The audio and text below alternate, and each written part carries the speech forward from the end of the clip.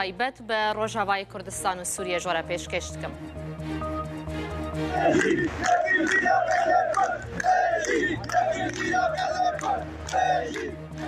کەسایەتی و مامۆستای ئۆلی ڕۆژاوای کوردستانê دکتۆر مرشد خەزنەوی ئیرۆل گەل فەرماندارê گشتیê Hesedê Mazlûm Ebdê civiya herwiha li mizgefta Şêx Meşûq Xeznewî li bajarê Qamişlo gotarayînê pêşkêş kir. Li nêzîkî bendava Tişrînê di bombebarana droneke Tirkiyê de du rojnamavanan canê xwe ji dest dan. Navê her du rojnamavanan Nazim Daştan û Cîhan Bilgîn e.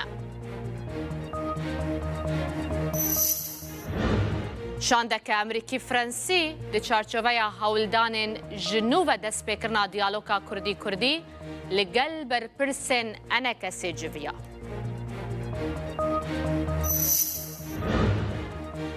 Şanda diplomatîka Amerîka bi serokatiya alîkara wezîrê derveyê wî welatî Barbara Leaf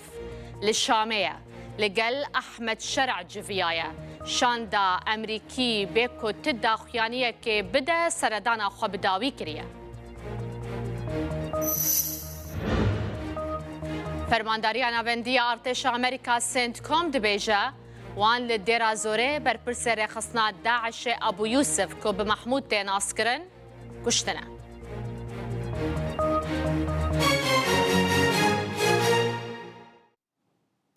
Ji dawî daxuyaniya fermandarê giştiyê Hesedê Mazlûm Ebdê em dest bi vê bultana xwe dikin ku gotiye eger rêkeftin bêkirin şervanên wan yên nexelkê Sûriyê dê ji Sûriye derkevin. Mazlûm Ebdê dibêje demaweyekê hatiye ku şervan ku alîkarî dane wan bi serbilindî vegerin navçeyên xwe eger hat û rêkeftin hate kirin. Dema agirbestê hate cîbcîkirin ew ê kar li ser vegerandina şervanên Kurd yên ne Sûrî bikin.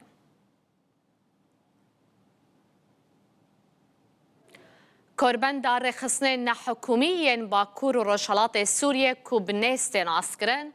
raporek derbarê rewşa Kûbanê û derdora wê li Rojavayê Kurdistanê belav kiriye dibêje 44,395 kes li Bakurê Rojhilatê Sûriyê li stargehan dimînin. Korbenda rêxistinên nehikûmî yên Bakur û Rojhilatê Sûriyê di rapora xwe de gotiye eger dijminkarî berdewam be zêdetir xelk koçber dibin. Dibêje jî li Minbic û Kûbanê dijminkarî berdewamin. Korbenda rêxistinên nehikûmî yên Bakur û Rojhilatê Sûriyê eşkere jî dike 263 avahiyên şaredarî, dibistan, mizgeft, lizgeh û yekeyê neşecîbûnê li tev Bakurê Rojhilatê Sûriyê weke navendên hewarçûnê û pêşwazîkirinê li xelkê têne bikaranîn. Ev demeke şandeke Emerîkî Fransî li Rojavayê Kurdistanê hewla ji nû ve destpêkirina diyaloga Kurdî-Kurdî dide, îro ew şand li gel Encumena Niştimaniya Kurd li Sûriyê enekesê civiya ye. Ji bo kan bizanibin ka neveroka vê civînê çi bûye, gotûbêjin di derbarê vê diyaloga Kurdî-Kurdî geheştiye kwî derê, Fêsal Yusuf berdevkê enekesê ji bajarê Qamişlo mêvanê min e. Kek Fêsal, êvar baş, spas û mêvanê rûdawê ye. Civîn çawa rêve çû? êvar baş, tera maktuban nihîdar. Gelek spas. Civîn ne carayeke mîne, yani ev çend sal Emerîkî çavdêriya vê mesela levkirinek Kurdî navêna encûmenê û peyanekê de û her wextî berdewam dikirin, di qunaxa talî de Fransî jî ketine de. Ême dixwazim li destpêkê tekez bikim, ême wek Encûmena Niştimânî Kurdî her wextî em dibînin yek helwestek Kurdî pêwistî pê heye û giringiyek jî pê heye. Lê ewa got berê 2020 bi çavdêriya Emerîkana me kirî û berê jî bi çavdêriya Cenabê Serok Mesûd îro jî hinek tiştên nû di Sûriya de hatine. Yani her wextî ev şanda got hat xwest ji me re yani bibêjin bi hevdûra ev qunaxa nû Sûriya de piştî rewxanina rejîma Esed û Baş îro qunaxeke nû tê em dixwazin yek helwestek خەلکێ سووری تمامی بەهەبدورە هەبێ بله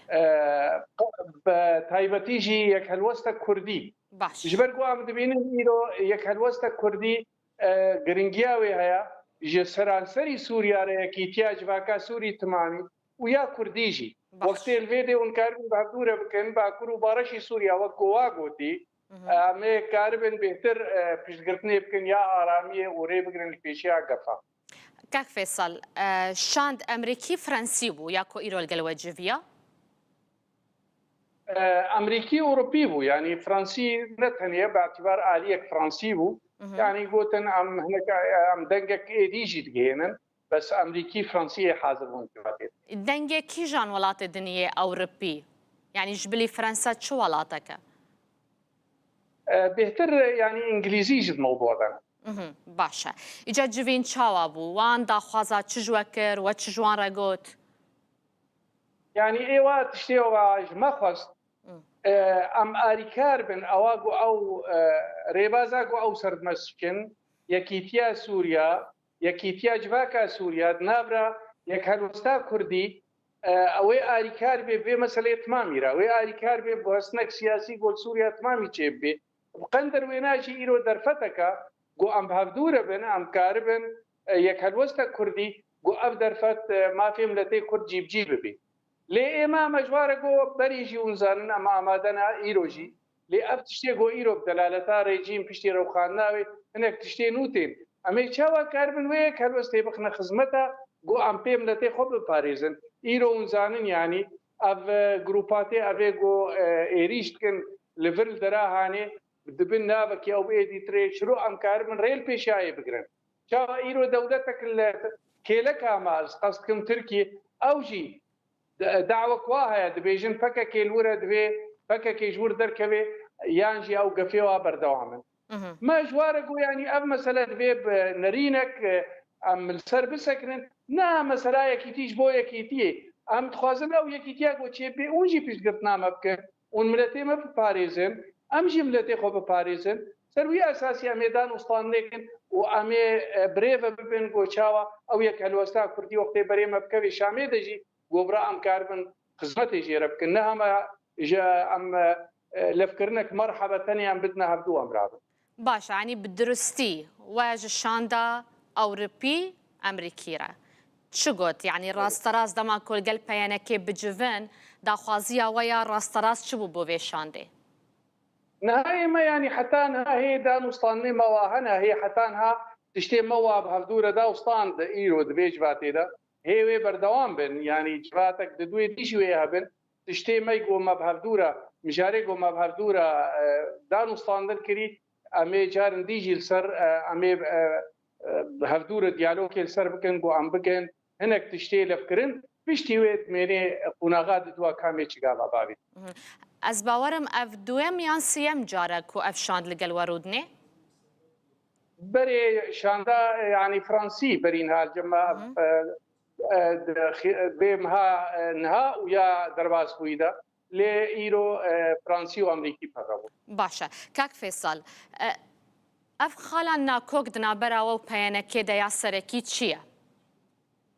نهائي ما يعني نابنا ما و بياديدا أو لفكرني قو ما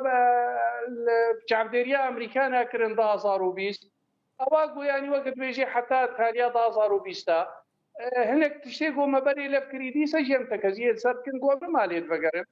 دوكيومنتك هي أمريكانا وقع عندي وبرز مظلوم عبدي وقع عندي دي طبعا بيشتي ويش دازار وبيشتا إيرو يعني تشتكي دي ريجيم هاتيا روقاندن أم بيجن أو لفكرن أواقو بري وغرانتياقو أمريكانا وبرز مظلوم داي غير يولوجي إيرو أمي شاوا كاربن فبرا أو رنجيقو إيرو ترك تخوازن نعم تخوازن تكازيت كم كلك جاري الدبي هنا كاردر كبير ولا انجومن دا خوازي تركات كنا ترك خوازن اي ماجي امشاوا كاربن خو باريزن وكملت وقتي قود بيجن مثلا هبونا فكا كيل بيدري اي ماجي ام بيجن ام وكملتي كرد لندروي سوريا هر وقتي دبي ام كسايتي خو بت النشانان وكردي سوري وام بد النشاندان جو دستي كسا كي دبردنينا وبالتالي فكا كيجي دبي اي كاربي وفي مساله بيشغرتني بكي هاجر هبونك هبيجي دبي تنبي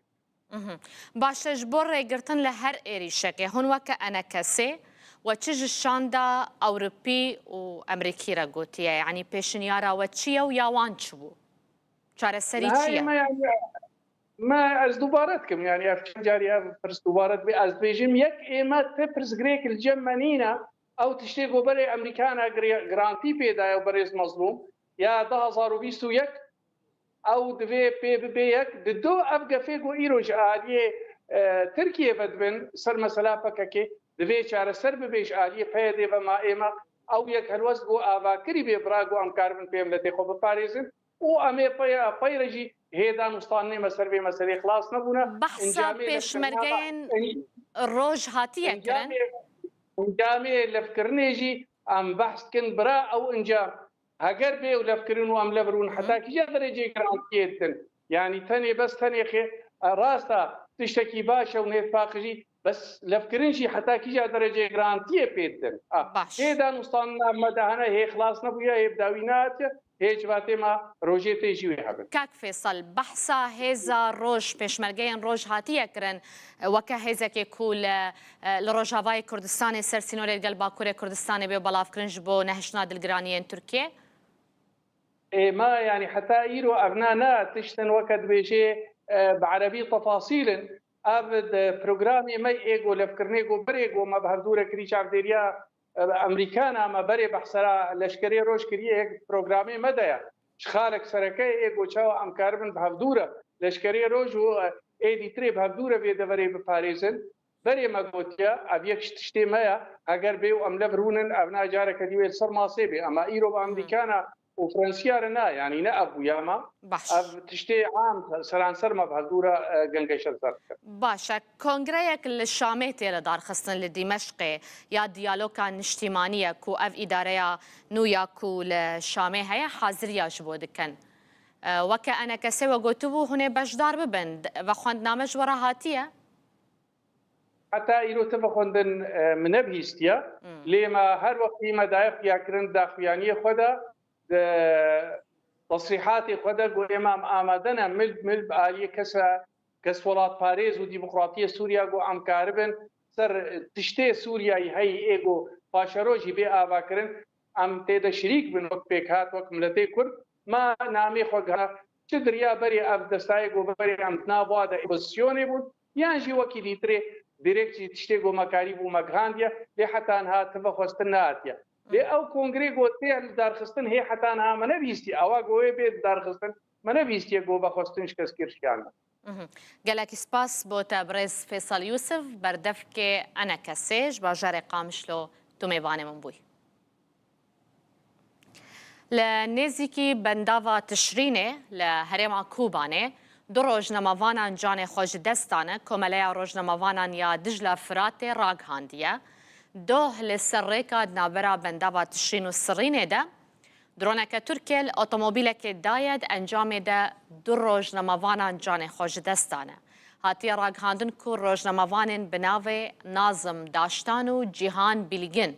ده انجاما و بمباران ده کوب ارمانجا شوپاندنا پیش هاتن داوی لروج آوای کردستان بونه جان خوش دستانه لوی داره 19 مهه ده مجمیر 15 و 20 خلق اتومبیل وان هاتی ارمانج کرن ده انجاما ایریشه ده ایریشا بدرونان وان هر دو روجناموانان جان خوش دستانه و شوفر اتومبیل جی عزیز حج بوزان بریندار بویه نازم داشتانو جیهان بیلگین جهشت مهیول بنداوا تشرینه و پرا قرق و زاکینه روشا شرو پفچونان دشوپینن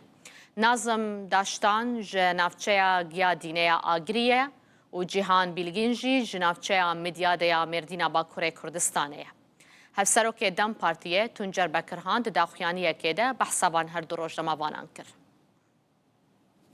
Suriye'de Rojava'da kamerasıyla, fotoğraf makinesiyle لسوریه لروجاوا در روجنامه‌وان به نام ناظم داشتان و جهان بیلگین به کامرای خوا دمال پی نوچه بون و راستی دنویساندن هاتن قتل کرن. ام و قتل عام شرمزار دکن. ده 100 سال بیستان دا چاوا دبک روجنامه‌وان تنه قتل کرن.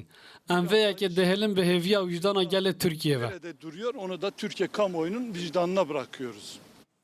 سرکومار ترکیه رجب طیب اردوغان ده وگرا خواه یا مصری لسر روجوا کو لنافچو جیهان هیا آخویه گوت کو دروبروبونا پکێکەیە پەگێ و داعشێدا ڕێبەبەریان و یا سووریە تەنێ ناهێلن. ئەردوغان دیارژی دکە دەدەمەکە نێزدا دێ وەزیرێ دەرڤە یە تورکیا هاکان فیدان سەردانا سووریە بکە و دە ئاواکردنا نوودە دێ بەهەڤڕەکار بکەن. ئەردوغان دەبێژە ئێدی تەمەنێ پەکێکێ بداوی هاتیە. هەروها گوت ئارمانجا ڕێخستنا تەرۆرێ وەکەک و ئەردوغان بناو دکە خزمەتکردنا هەنێک کەسانە ji ber wê jî tenê mane.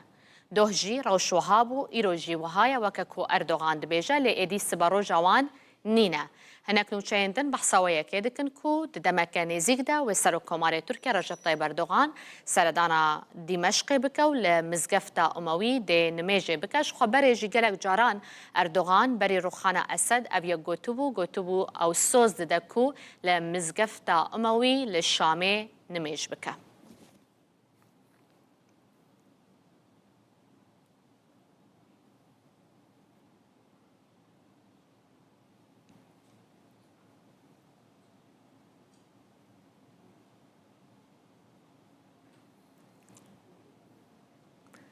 کەسایەتی و مامۆستای ئۆلی ڕۆژاوای کوردستانê دکتۆر مرشد معشوق خەزنەوی لەگەل فەرماندارێ گشتیە هەسەدê مەزلوم عەبدێ جڤیە ئیرۆ لە مزگەفتە شێخ معشوقê خەزنەوی لە باژارê قامشلۆ لە ڕۆژاوای کوردستانê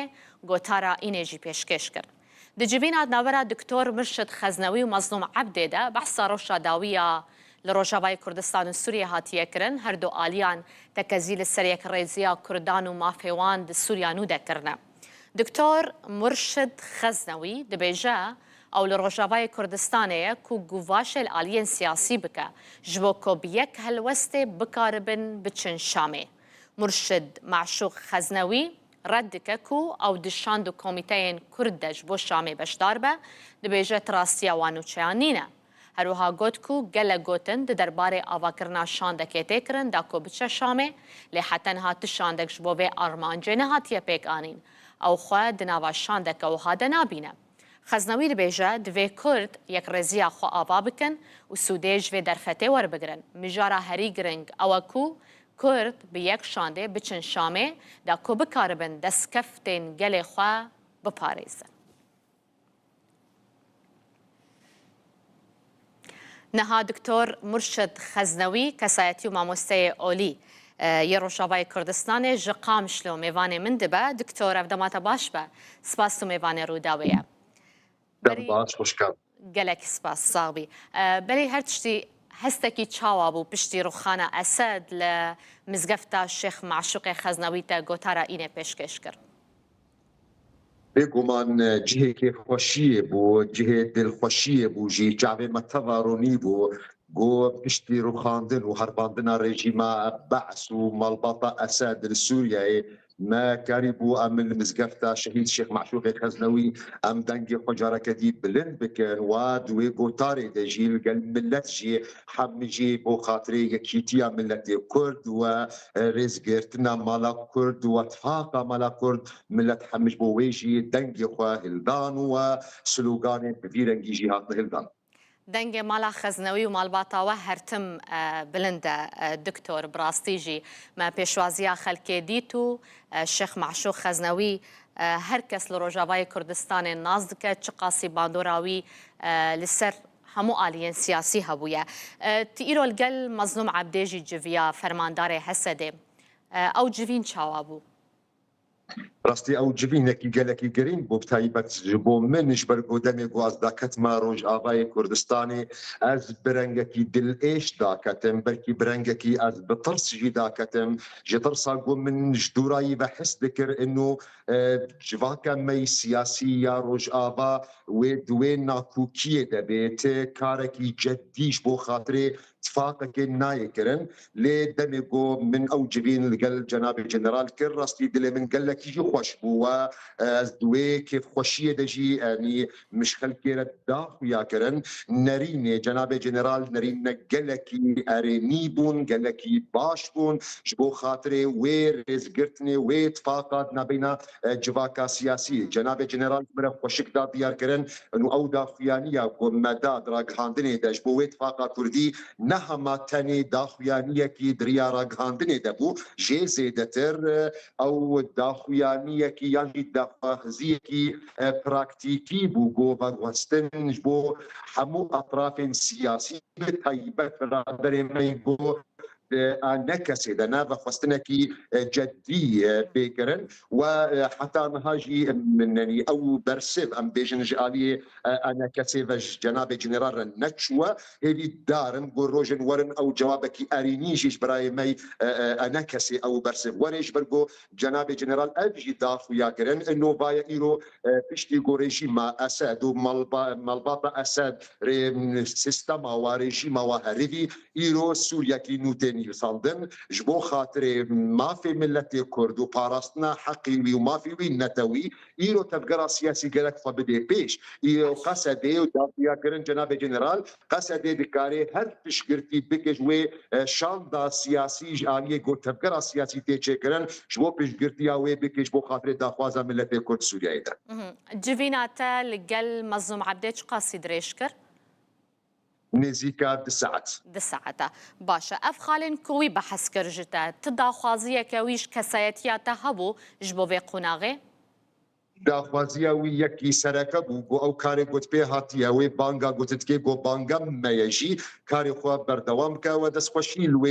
هوارا گو یعنی نه منه گوز بیجم یا منه یا ملت کرد دروج آبای کردستان ده ملت کرد دروج آبای کردستان الولاتن دیاسپورا ده پنابریه ده ملت کرد گو ایروت کمپادنا اب هوارا و یا دست خوشیل به هواری کر و دست خوشیل و یعنی کاری تکی و بیجی کاری خو بردوام بکن و وكي قصدي ام حاضرا هر قناغه كده هر واره كده ام ويبش قرتني بدرج بو خاطري بو او هواره وجي بيك بانجامك بدي جو تفكر سياسي نيزيكي هذبي وام فيستيفال جوي مساليرا باشا تشجره قد جفينيدا قالك دافاسين هابون بركي اغلبي ويجي غازن دبون دبيتش تنحن ناين بوتن هذه ساعتي لي اظن كم دلي ملتي ما بركي تشيبي او غازن يقول كرن حمجي او غازن تام بقهشنا جناب جنرال كيف وشي وبجهداري كي قالك بحرمته بريز الوان غازن داجي جهدار كرن وهن غازن داجي وين دقيقه معالجه يعني چاره سريجي جرديتن وقت شتو تكاري بيجي او كو چاره سريجي جرديتنا وكي جو ام بيجن مثلا جبو خاطري جو او مثلا براكتيك جبو خاطري جو بخوستنا جباكا سياسي بيش يامدا او تشتهات كرن يعني جبو مثلا جو ام وي حجه تركيا اذا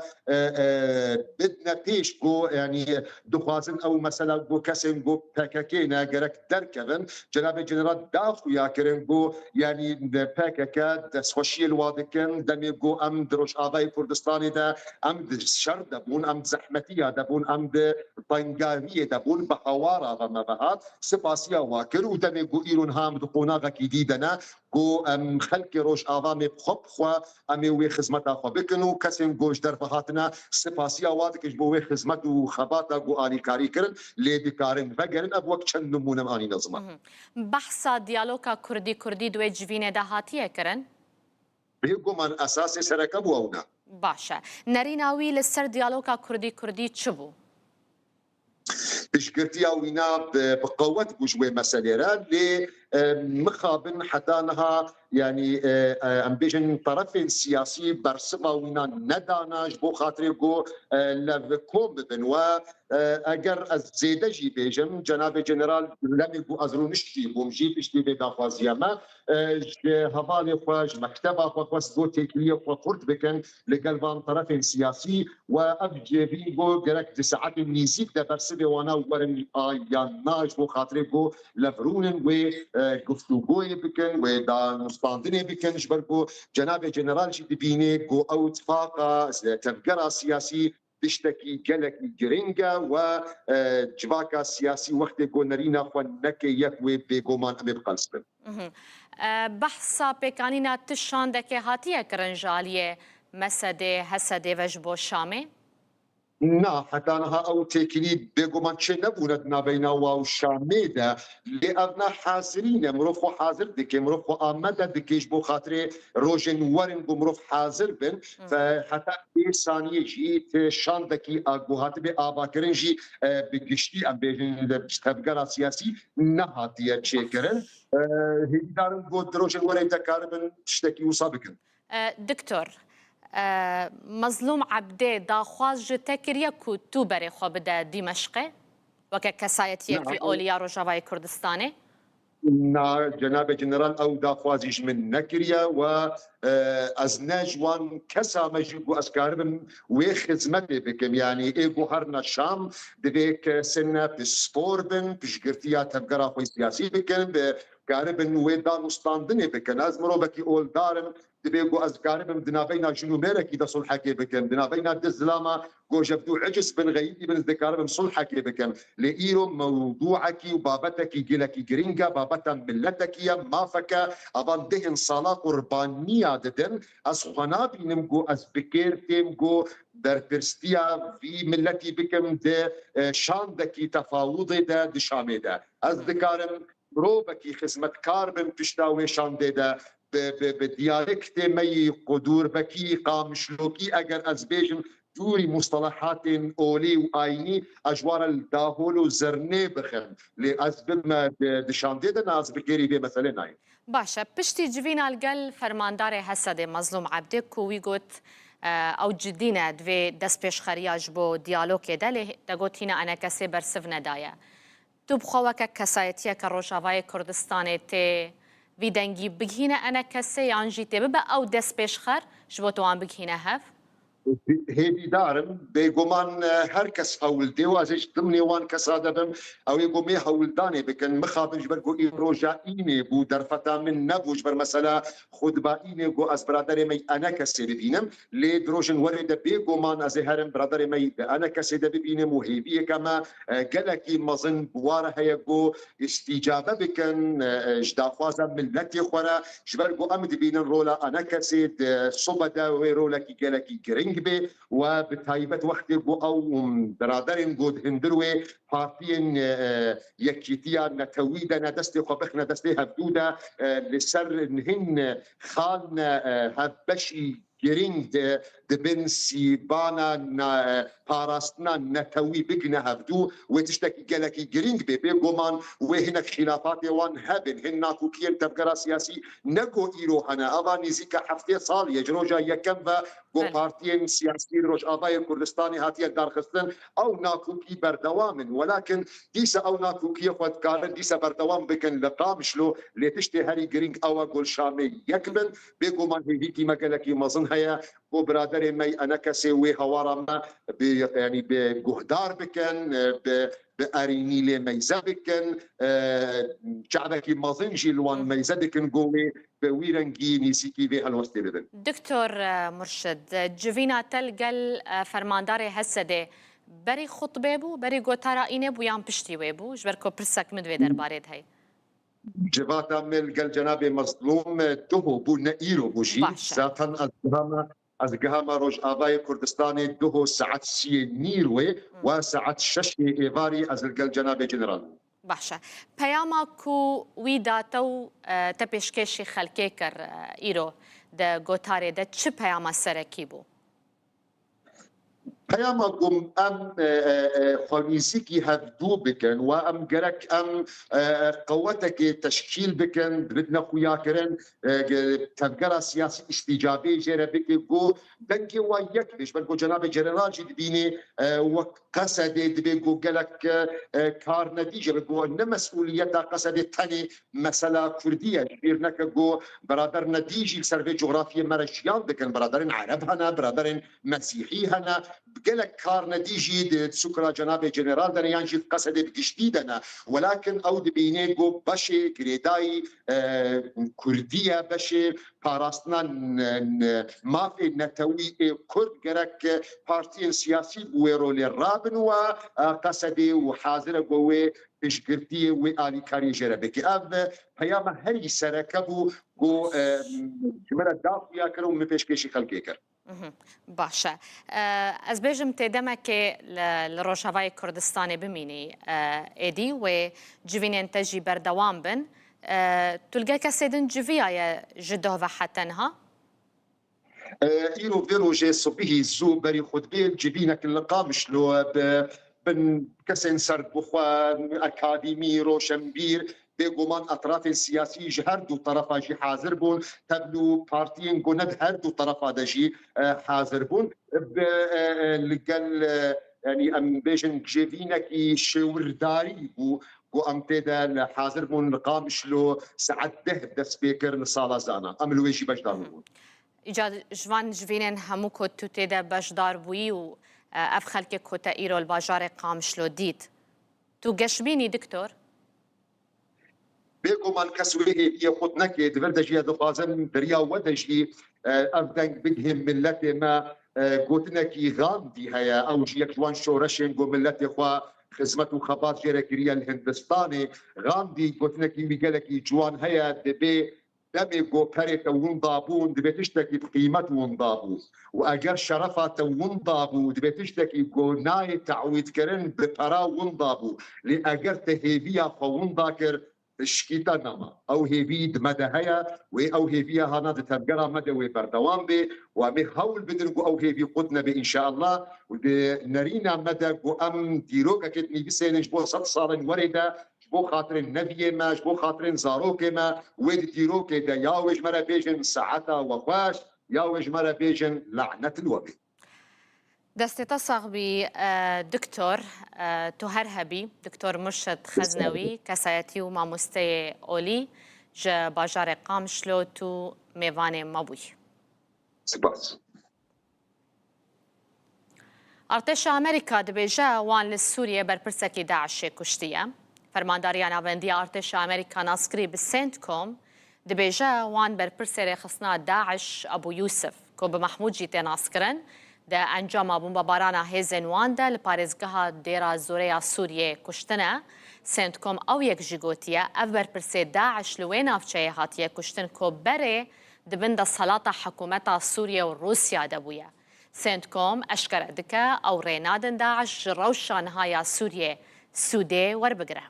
Fermandariya navendiya hêzên Amerîka tekez dike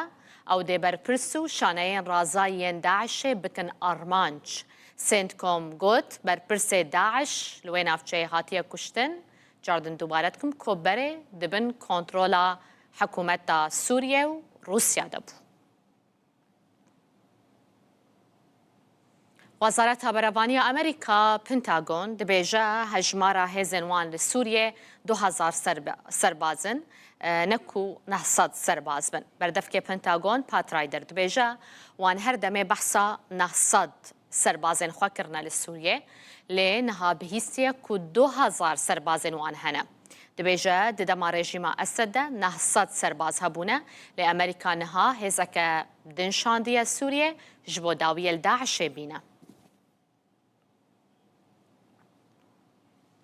Şandeke diplomatîk ya Amerîka bi serokatiya alîkara Wezîrê Derveyê Amerîka ji bo karûbarê Rojhilata Navîn Barbara Leaf li Şamê bû. او شاند لگل سروک هتش احمد شرع جویا اوی کمین پیوندیا فرمیه نابرا هر دو آلیان ده.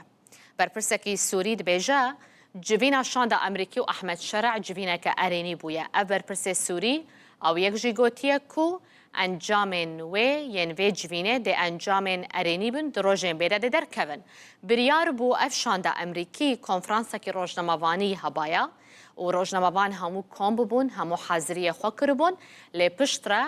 او کنفرانس هاتا بطال کرن هاتا هلوشاندنو سدم جی دلگرانیان او لکاریه بو. ریوبریانو لسوریه کار لەسەر لە دارخستنا جوینەکە بەرفرە دکە دەبن ناوێ کۆنگرەیە دیالۆکا نیشتیمانی دەربارەی قوناغا vegihêzde. Li ser vê diyaloga ku dê li Dîmeşqê bê pêkanîn Besam Slêman lê koler di navenda Cisûr de li gel me ye û zanyariyên zêde li ser vê kongreyê jî hene. Bi rêzev dema baş ve spas û mêvanê Rûdawê ne. Ji karê di derbarê vê diyaloga niştîmanî û kongreyê dixwazim ji te bipirsim hûn li Şamê ne kar di vê derbarê de gihiştiye kûî derê ji bo girêdana vê kongreyê.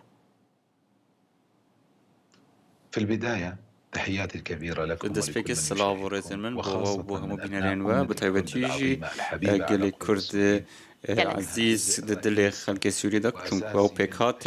پێکاتێک سەرەکینە لە گەلێ سووری وەکو جوگرافی وەکو دمۆگرافی وەکو مێژوژی حقيقة تقوم الحكومة براستی حکوومەت نەها مژیلی ئامادەکردنا کۆنگرەیەک نیشتیمانیەک و هەموو ئالیێن جواکی تێدا بەشدار بن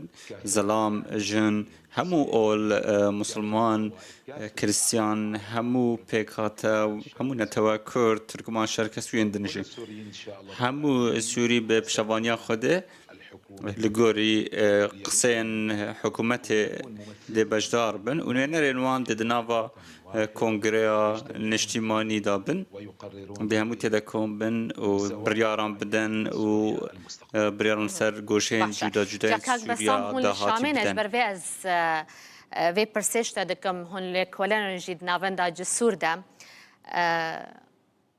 vexwenname ji bo kî jan pêkhateyan çûye ji bo hemû pêkhateyan diçe? حتى الآن لا توجد دعوات دقيقة Heta niha davetname nehatine parvekirin lê guftuguyên pêşwexte dihêne kirin û bawara min hemû alî dihêne daxwazkirin ku têde bejdar bin û dêl ser binemayê parêzgehan alî hêne bejdar banggeştkirin û mihasise de Sûriya nû da nabe ku hende berpirs baş dikin dê li gorî parêzgehên Sûriye hêne banggeşkirin nava parêzgehên Sûriye de hemû pêkhatên gelê Sûriye têde ne û dê li gorî dabeşbûna îdariya parêzgehan hêne banggeştkirin Ereb Kurd Kristyan hemû tê bejdar bin. Siyasî û civaka sivîl yan jî ew grûpên çekdariyên li ser erdê ew jî di vê diyalogê de dê beşdar bin?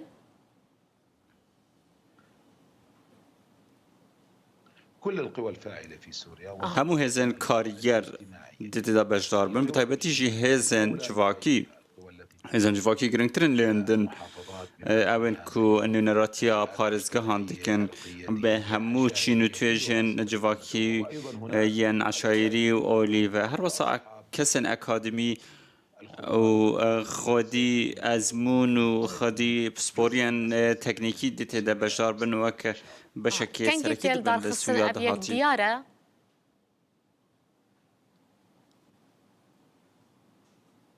قبل قليل كنت أتكلم مع berî demekê kêm min digel ek ji berpirsên rêxistina korbendê axivî ew got ku ew bi cidî kar dikin da ku bi zûtirîn dem dest bi korbendê bikin lê vî tiştî pêdiviya bi demî heye ez bawer nakim gelek dem navê renge di kêmtirî dû heftiyên bihêde renge dêyek heftiye bihêde kirin pêwîst hindek tişane pêwîstî wan bi demî heye lê bi giştî xwestek heye li cem serkirdatiya hikûmetê da ku bi les ev korbende bihêde li darxistin قبل جميع û hemû Sûrî têde beşdar bin hemû nûnerên wan kak Besam bi qasî ku tu agehdar bî wê vexwendname ji bo rêveberiya xweser ji bo enekesê biçe?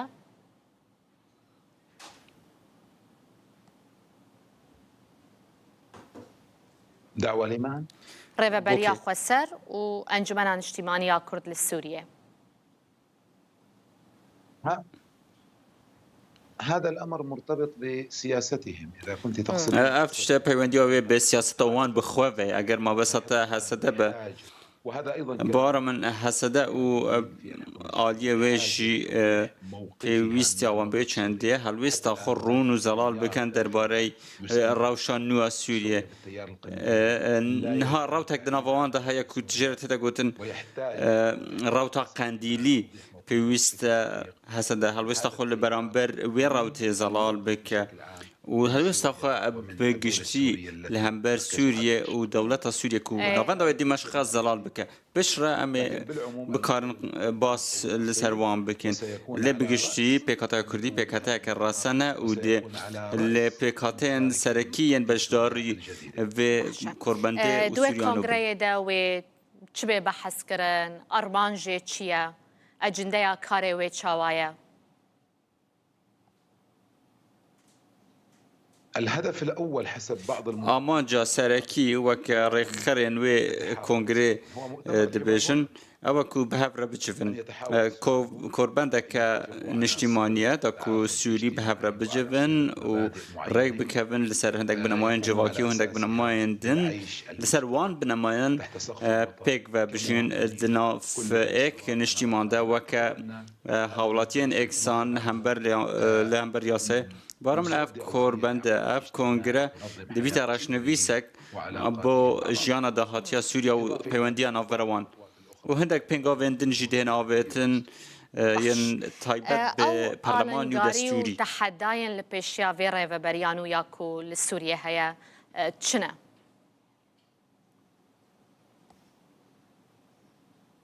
أهم المعوقات حتى الآن أن النظام السوري ترك بلد مدمر. بربستين سركي أوك ورجيم سوريا وك ولاتك ويران لديف خو بجهش و جالك فرزجريك بجهلان أما كعرب دزانن كان تشب سري كردان آني جالك كرد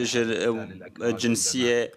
هاتن ببشكرن و هندك عرب ده هاتن هاندان دا كو لديشي كردان شهر بكند دسبيكا في سدي براستي جلك نتبايي هيا جلك برزجريك و جلك آريشه هن دامزراوه ان رخصنه دولة سازين دولة هاتنا ويران كرن انكو جلك بربست هنا يا هر سرکی پرزگریکا دارایی جلك سازیان دست به کاری خواه کریه لی فرمانبرین وان سری مه پیوسیان بموچه لی هیچ شک نمایه کوبان بهت دان بشار اسد هر تش دزی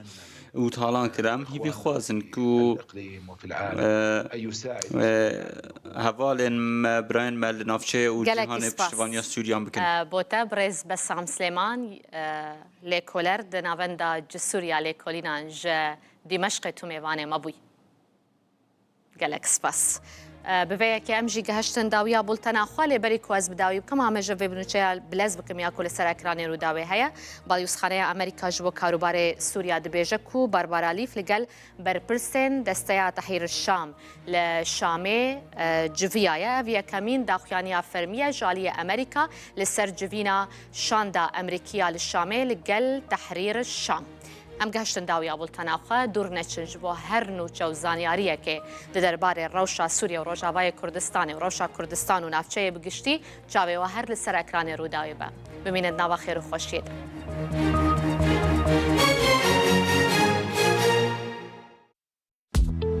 نوچه به سپونسریا FIB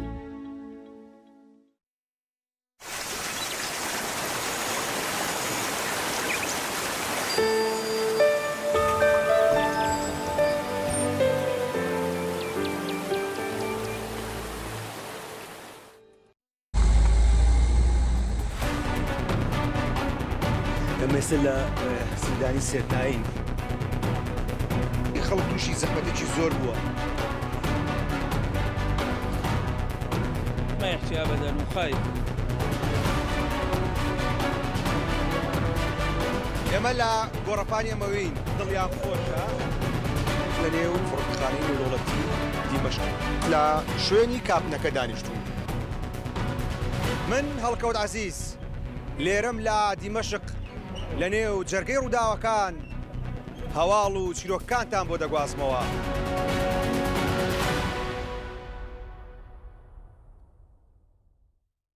زهاوي ميوزيك هاوس دوهەمین کۆنسرتی لە ساڵی 2024 پێشکەش دەکات. کۆنسرتێکی تێکەڵ لە نێوان مۆسیقای دوو گەلی دێرین کوردی و یۆنانی.